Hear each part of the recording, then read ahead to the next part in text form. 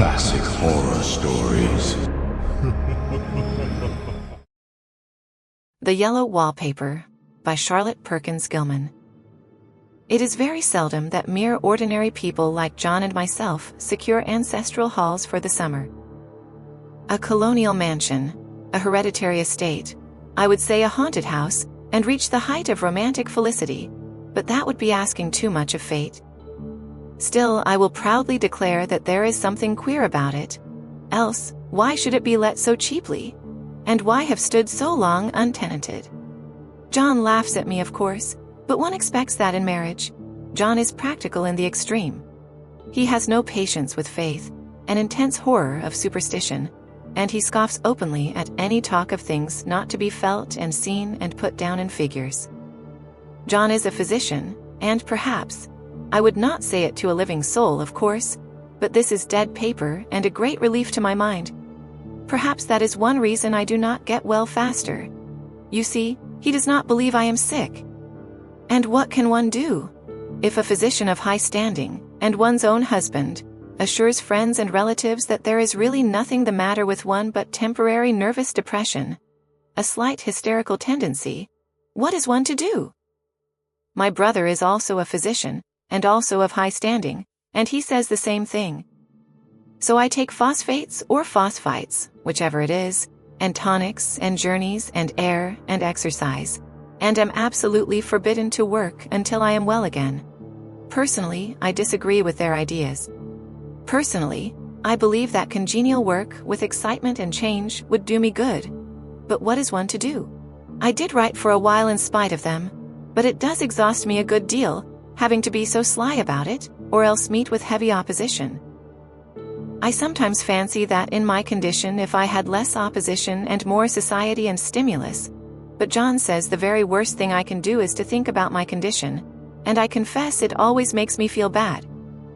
So I will let it alone and talk about the house, the most beautiful place. It is quite alone, standing well back from the road, quite 3 miles from the village. It makes me think of English places that you read about, for there are hedges and walls and gates that lock, and lots of separate little houses for the gardeners and people. There is a delicious garden. I never saw such a garden, large and shady, full of box-bordered paths, and lined with long grape-covered arbors with seats under them. There were greenhouses too, but they are all broken now. There was some legal trouble, I believe, something about the heirs and co-heirs. Anyhow, the place has been empty for years. That spoils my ghostliness, I am afraid. But I don't care. There is something strange about the house, I can feel it.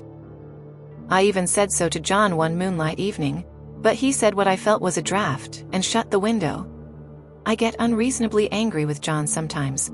I'm sure I never used to be so sensitive. I think it is due to this nervous condition. But John says if I feel so, I shall neglect proper self-control. So I take pains to control myself, before him at least, and that makes me very tired. I don't like our room a bit. I wanted one downstairs that opened on the piazza, and had roses all over the window, and such pretty old-fashioned chintz hangings. But John would not hear of it. He said there was only one window and not room for 2 beds, and no near room for him if he took another.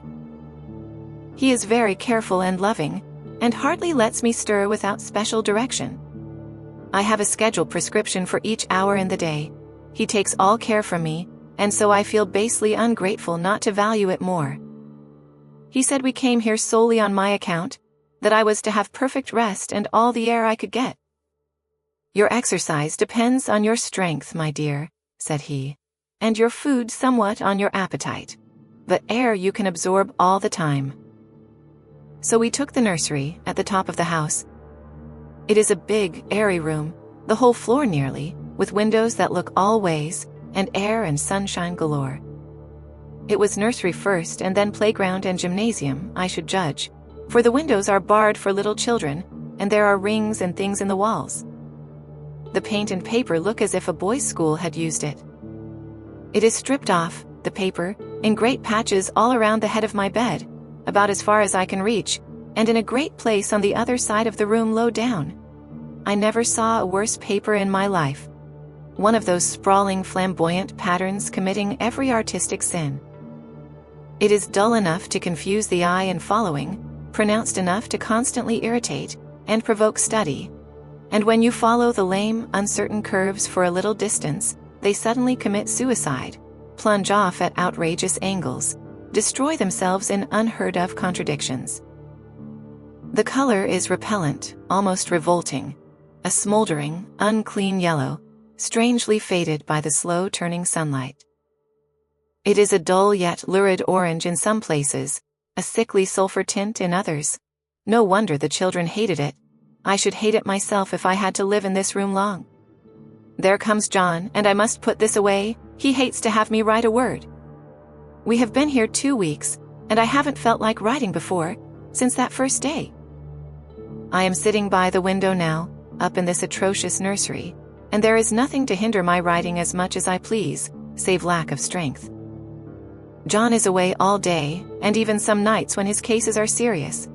I am glad my case is not serious, but these nervous troubles are dreadfully depressing. John does not know how much I really suffer. He knows there is no reason to suffer, and that satisfies him. Of course it is only nervousness. It does weigh on me so not to do my duty in any way. I meant to be such a help to John, such a real rest and comfort, and here I am a comparative burden already. Nobody would believe what an effort it is to do what little I am able, to dress and entertain, and order things. It is fortunate Mary is so good with the baby, such a dear baby. And yet I cannot be with him, it makes me so nervous. I suppose John never was nervous in his life. He laughs at me so about this wallpaper. At first he meant to repaper the room, but afterwards he said that I was letting it get the better of me, and that nothing was worse for a nervous patient than to give way to such fancies. He said that after the wallpaper was changed it would be the heavy bedstead, and then the barred windows, and then that gate at the head of the stairs, and so on. You know the place is doing you good, he said. And really, dear, I don't care to renovate the house just for a 3 months rental. Then do let us go downstairs, I said. There are such pretty rooms there. Then he took me in his arms and called me a blessed little goose, and said he would go down cellar if I wished, and have it whitewashed into the bargain. But he is right enough about the beds and windows and things. It is as airy and comfortable a room as anyone need wish, and of course, I would not be so silly as to make him uncomfortable just for a whim. I'm really getting quite fond of the big room, all but that horrid paper. Out of one window I can see the garden, those mysterious deep-shaded arbors, the riotous old-fashioned flowers, and bushes and gnarly trees. Out of another I get a lovely view of the bay and a little private wharf belonging to the estate. There is a beautiful shaded lane that runs down there from the house. I always fancy I see people walking in these numerous paths and arbors, but John has cautioned me not to give way to fancy in the least.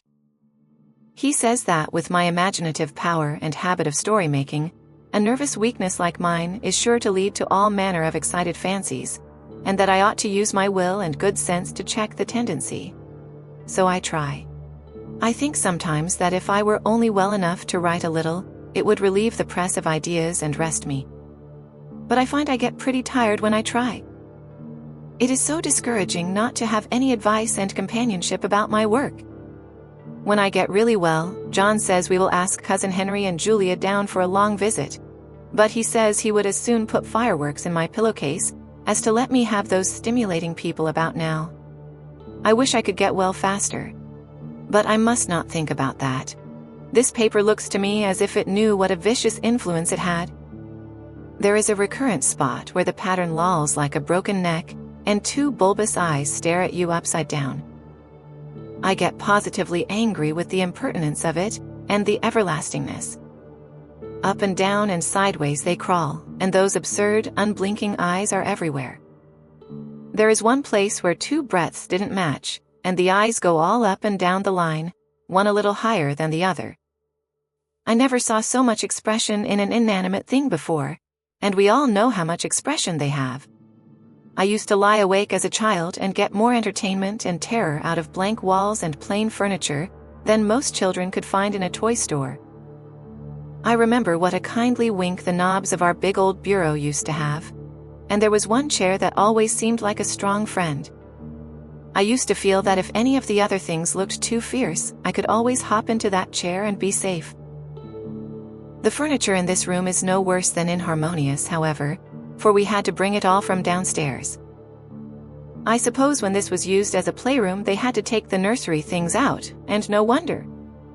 I never saw such ravages as the children have made here. The wallpaper, as I said before, is torn off in spots, and it sticketh closer than a brother. They must have had perseverance as well as hatred. Then the floor is scratched and gouged and splintered. The plaster itself is dug out here and there, and this great heavy bed, which is all we found in the room, looks as if it had been through the wars. But I don't mind it a bit, only the paper. There comes John's sister. Such a dear girl as she is, and so careful of me, I must not let her find me writing. She is a perfect and enthusiastic housekeeper, and hopes for no better profession. I verily believe she thinks it is the writing which made me sick. But I can write when she is out, and see her a long way off from these windows. There is one that commands the road, a lovely, shaded, winding road, and one that just looks off over the country. A lovely country too, full of great elms and velvet meadows. This wallpaper has a kind of sub-pattern in a different shade, a particularly irritating one, for you can only see it in certain lights, and not clearly then. But in the places where it isn't faded, and where the sun is just so, I can see a strange, provoking, formless sort of figure that seems to sulk about behind that silly and conspicuous front design. There's sister on the stairs. Well, the 4th of July is over. The people are gone and I am tired out.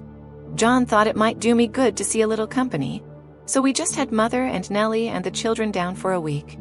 Of course I didn't do a thing. Jenny sees to everything now. But it tired me all the same. John says if I don't pick up faster he shall send me to Weir Mitchell in the fall. But I don't want to go there at all. I had a friend who was in his hands once, and she says he is just like John and my brother, only more so. Besides, it is such an undertaking to go so far. I don't feel as if it was worthwhile to turn my hand over for anything, and I'm getting dreadfully fretful and querulous. I cry at nothing, and cry most of the time. Of course I don't when John is here, or anybody else, but when I am alone, and I am alone a good deal just now. John is kept in town very often by serious cases, and Jenny is good and lets me alone when I want her to. So I walk a little in the garden or down that lovely lane, sit on the porch under the roses, and lie down up here a good deal. I'm getting really fond of the room in spite of the wallpaper. Perhaps because of the wallpaper, it dwells in my mind so. I lie here on this great immovable bed. It is nailed down, I believe, and follow that pattern about by the hour. It is as good as gymnastics, I assure you. I start, we'll say, at the bottom, down in the corner over there where it has not been touched, and I determine for the 1000th time that I will follow that pointless pattern to some sort of a conclusion. I know a little of the principle of design, and I know this thing was not arranged on any laws of radiation, or alternation, or repetition, or symmetry, or anything else that I ever heard of. It is repeated, of course, by the breadths, but not otherwise. Looked at in one way, each breadth stands alone, the bloated curves and flourishes, a kind of debased Romanesque, with delirium tremens, go waddling up and down in isolated columns of fatuity.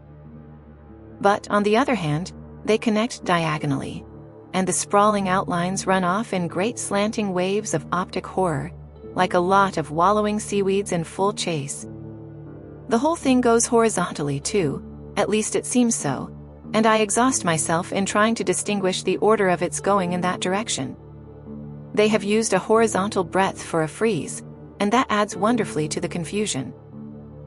There is one end of the room where it is almost intact, and there, when the cross lights fade and the low sun shines directly upon it, I can almost fancy radiation after all. The interminable grotesques seem to form around a common center and rush off in headlong plunges of equal distraction. It makes me tired to follow it. I will take a nap, I guess. I don't know why I should write this. I don't want to. I don't feel able. And I know John would think it absurd. But I must say what I feel and think in some way. It is such a relief. But the effort is getting to be greater than the relief. Half the time now I am awfully lazy, and lie down ever so much. John says I mustn't lose my strength, and has me take cod liver oil and lots of tonics and things, to say nothing of ale and wine and rare meat. Dear John. He loves me very dearly and hates to have me sick. I tried to have a real earnest reasonable talk with him the other day, and tell him how I wish he would let me go and make a visit to Cousin Henry and Julia. But he said I wasn't able to go, nor able to stand it after I got there, and I did not make out a very good case for myself, for I was crying before I had finished. It is getting to be a great effort for me to think straight. Just this nervous weakness, I suppose. And dear John gathered me up in his arms, and just carried me upstairs and laid me on the bed, and sat by me and read to me till it tired my head. He said I was his darling and his comfort, and all he had, and that I must take care of myself for his sake, and keep well. He says no one but myself can help me out of it, that I must use my will and self-control, and not let any silly fancies run away with me. There's one comfort, the baby is well and happy, and does not have to occupy this nursery with the horrid wallpaper. If we had not used it, that blessed child would have. What a fortunate escape! Why, I wouldn't have a child of mine, an impressionable little thing, live in such a room for worlds. I never thought of it before, but it is lucky that John kept me here after all. I can stand it so much easier than a baby, you see. Of course, I never mention it to them anymore. I am too wise, but I keep watch of it all the same. There are things in that paper that nobody knows but me, or ever will. Behind that outside pattern, the dim shapes get clearer every day. It is always the same shape, only very numerous. And it is like a woman stooping down and creeping about behind that pattern. I don't like it a bit. I wonder, I begin to think, I wish John would take me away from here. It is so hard to talk with John about my case, because he is so wise, and because he loves me so. But I tried it last night. It was moonlight. The moon shines in all around, just as the sun does. I hate to see it sometimes, it creeps so slowly, and always comes in by one window or another. John was asleep, and I hated to waken him, so I kept still and watched the moonlight on that undulating wallpaper till I felt creepy. The faint figure behind seemed to shake the pattern, just as if she wanted to get out. I got up softly and went to feel and see if the paper did move, and when I came back, John was awake. "What is it, little girl?" he said. "Don't go walking about like that, you'll get cold." I thought it was a good time to talk, so I told him that I really was not gaining here, and that I wished he would take me away. "Why, darling," said he, "our lease will be up in 3 weeks, and I can't see how to leave before. The repairs are not done at home, and I cannot possibly leave town just now. Of course, if you were in any danger I could and would, but you really are better, dear, whether you can see it or not. I am a doctor, dear, and I know. You are gaining flesh and color, your appetite is better. I feel really much easier about you." "I don't weigh a bit more," said I, "nor as much, and my appetite may be better in the evening when you are here, but it is worse in the morning when you are away." "Bless her little heart," said he with a big hug. "She shall be as sick as she pleases. But now let's improve the shining hours by going to sleep, and talk about it in the morning." "And you won't go away?" I asked gloomily. "Why, how can I, dear? It is only 3 weeks more, and then we will take a nice little trip of a few days, while Jenny is getting the house ready. Really, dear, you are better." "Better in body, perhaps," I began, and stopped short. For he sat up straight and looked at me with such a stern, reproachful look, that I could not say another word. "My darling," said he, "I beg of you, for my sake and for our child's sake, as well as for your own, that you will never for one instant let that idea enter your mind. There is nothing so dangerous, so fascinating, to a temperament like yours. It is a false and foolish fancy. Can you not trust me as a physician when I tell you so?" So of course I said no more on that score, and we went to sleep before long. He thought I was asleep first, but I wasn't. I lay there for hours trying to decide whether that front pattern and the back pattern really did move together or separately. On a pattern like this, by daylight, there is a lack of sequence, a defiance of law, that is a constant irritant to a normal mind. The color is hideous enough, and unreliable enough, and infuriating enough, but the pattern is torturing. You think you have mastered it, but just as you get well underway in following, it turns a back somersault, and there you are. It slaps you in the face, knocks you down, and tramples upon you. It is like a bad dream. The outside pattern is a florid arabesque, reminding one of a fungus. If you can imagine a toadstool in joints, an interminable string of toadstools, budding and sprouting in endless convolutions, why, that is something like it. That is, sometimes. There is one marked peculiarity about this paper, a thing nobody seems to notice but myself, and that is that it changes as the light changes. When the sun shoots in through the east window, I always watch for that first long straight ray. It changes so quickly that I never can quite believe it. That is why I watch it always. By moonlight, the moon shines in all night when there is a moon. I wouldn't know it was the same paper. At night, in any kind of light, in twilight, candlelight, lamplight, and worst of all by moonlight, it becomes bars. The outside pattern, I mean, and the woman behind it is as plain as can be. I didn't realize for a long time what the thing was that showed behind, that dim sub-pattern, but now I am quite sure it is a woman. By daylight she is subdued, quiet. I fancy it is the pattern that keeps her so still. It is so puzzling. It keeps me quiet by the hour. I lie down ever so much now. John says it is good for me and to sleep all I can. Indeed, he started the habit by making me lie down for an hour after each meal. It is a very bad habit, I am convinced, for, you see, I don't sleep. And that cultivates deceit, for I don't tell them I'm awake. Oh no. The fact is, I am getting a little afraid of John. He seems very queer sometimes, and even Jenny has an inexplicable look. It strikes me occasionally, just as a scientific hypothesis, that perhaps it is the paper. I have watched John when he did not know I was looking, and come into the room suddenly on the most innocent excuses, and I've caught him several times looking at the paper, and Jenny too. I caught Jenny with her hand on it once. She didn't know I was in the room, and when I asked her in a very quiet voice, with the most restrained manner possible, what she was doing with the paper, she turned around as if she had been caught stealing, and looked quite angry, asked me why I should frighten her so. Then she said that the paper stained everything it touched, that she had found yellow smooches on all my clothes and John's, and she wished we would be more careful. Did not that sound innocent? But I know she was studying that pattern, and I am determined that nobody shall find it out but myself. Life is very much more exciting now than it used to be. You see, I have something more to expect, to look forward to watch. I really do eat better, and am more quiet than I was. John is so pleased to see me improve. He laughed a little the other day and said I seemed to be flourishing in spite of my wallpaper. I turned it off with a laugh. I had no intention of telling him it was because of the wallpaper. He would make fun of me. He might even want to take me away.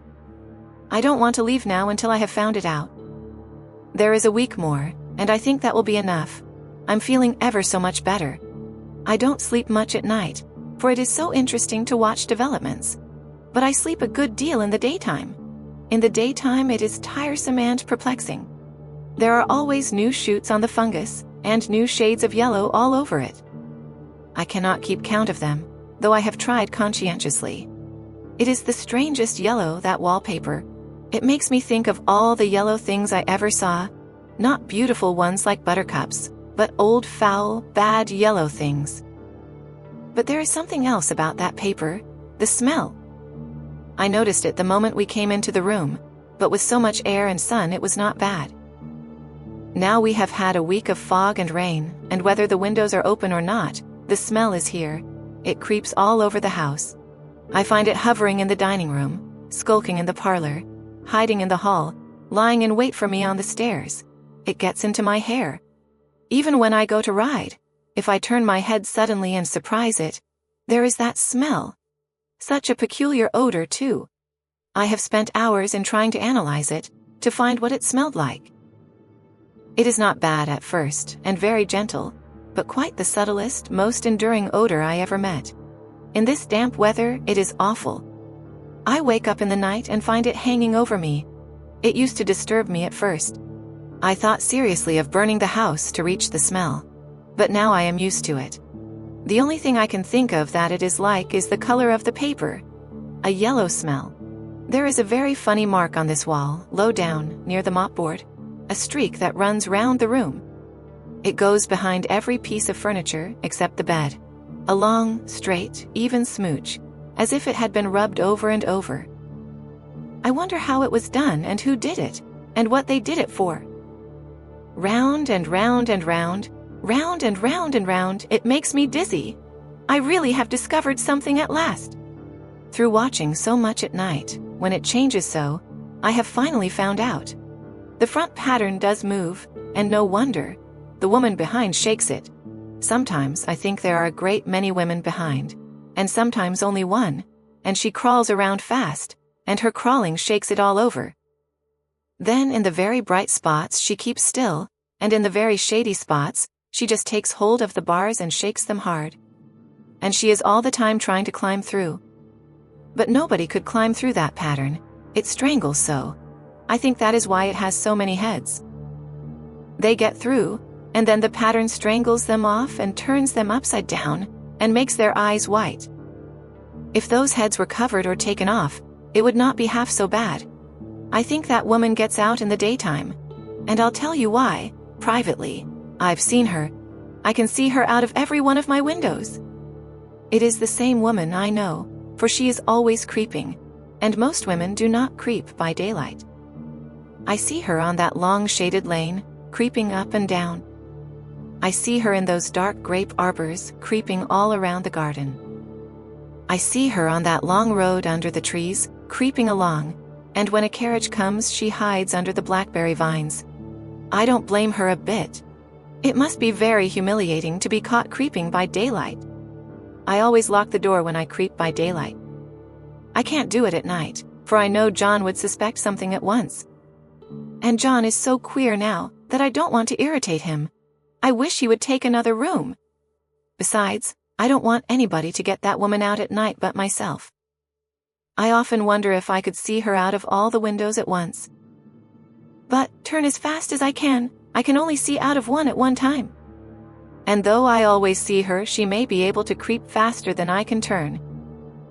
I have watched her sometimes away off in the open country, creeping as fast as a cloud shadow in a high wind. If only that top pattern could be gotten off from the under one. I mean to try it, little by little. I have found out another funny thing, but I shan't tell it this time. It does not do to trust people too much.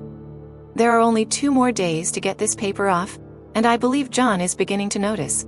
I don't like the look in his eyes. And I heard him ask Jenny a lot of professional questions about me. She had a very good report to give. She said I slept a good deal in the daytime. John knows I don't sleep very well at night, for all I'm so quiet. He asked me all sorts of questions too, and pretended to be very loving and kind, as if I couldn't see through him. Still, I don't wonder he acts so, sleeping under this paper for 3 months. It only interests me, but I feel sure John and Jenny are secretly affected by it. Hurrah! This is the last day, but it is enough. John is to stay in town overnight and won't be out until this evening. Jenny wanted to sleep with me, the sly thing, but I told her I should undoubtedly rest better for a night all alone. That was clever, for really I wasn't alone a bit. As soon as it was moonlight and that poor thing began to crawl and shake the pattern, I got up and ran to help her.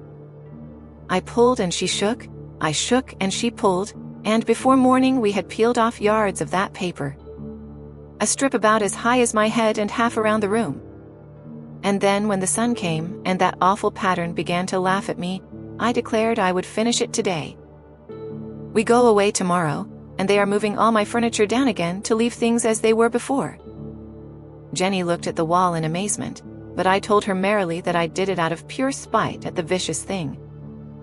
She laughed and said she wouldn't mind doing it herself, but I must not get tired. How she betrayed herself that time. But I am here, and no person touches this paper but me, not alive. She tried to get me out of the room, it was too patent. But I said it was so quiet and empty and clean now that I believed I would lie down again and sleep all I could. And not to wake me even for dinner, I would call when I woke. So now she is gone, and the servants are gone, and the things are gone, and there is nothing left but that great bedstead nailed down, with the canvas mattress we found on it. We shall sleep downstairs tonight, and take the boat home tomorrow. I quite enjoy the room, now it is bare again. How those children did tear about here! This bedstead is fairly gnawed, but I must get to work. I have locked the door and thrown the key down into the front path. I don't want to go out, and I don't want to have anybody come in till John comes. I want to astonish him. I've got a rope up here that even Jenny did not find. If that woman does get out and tries to get away, I can tie her. But I forgot I could not reach far without anything to stand on. This bed will not move. I tried to lift and push it until I was lame, and then I got so angry I bit off a little piece at one corner, but it hurt my teeth. Then I peeled off all the paper I could reach standing on the floor. It sticks horribly, and the pattern just enjoys it. All those strangled heads and bulbous eyes and waddling fungus growths just shriek with derision. I am getting angry enough to do something desperate. To jump out of the window would be admirable exercise, but the bars are too strong even to try. Besides, I wouldn't do it. Of course not. I know well enough that a step like that is improper and might be misconstrued. I don't like to look out of the windows even. There are so many of those creeping women, and they creep so fast. I wonder if they all come out of that wallpaper as I did. But I am securely fastened now by my well-hidden rope. You don't get me out in the road there. I suppose I shall have to get back behind the pattern when it comes night, and that is hard. It is so pleasant to be out in this great room and creep around as I please. I don't want to go outside. I won't, even if Jenny asks me to. For outside you have to creep on the ground, and everything is green instead of yellow. But here I can creep smoothly on the floor, and my shoulder just fits in that long smooch around the wall, so I cannot lose my way. Why, there's John at the door. It is no use, young man, you can't open it. How he does call and pound. Now he's crying for an axe. It would be a shame to break down that beautiful door. John, dear, said I in the gentlest voice, the key is down by the front steps, under a plantain leaf. That silenced him for a few moments. Then he said, very quietly indeed, open the door, my darling. I can't, said I. The key is down by the front door under a plantain leaf. And then I said it again, several times, very gently and slowly, and said it so often that he had to go and see, and he got it, of course, and came in.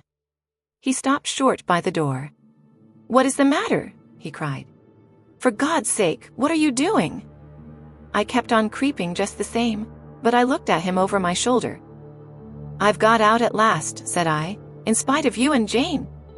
And I've pulled off most of the paper, so you can't put me back. Now why should that man have fainted? But he did, and right across my path by the wall, so that I had to creep over him every time.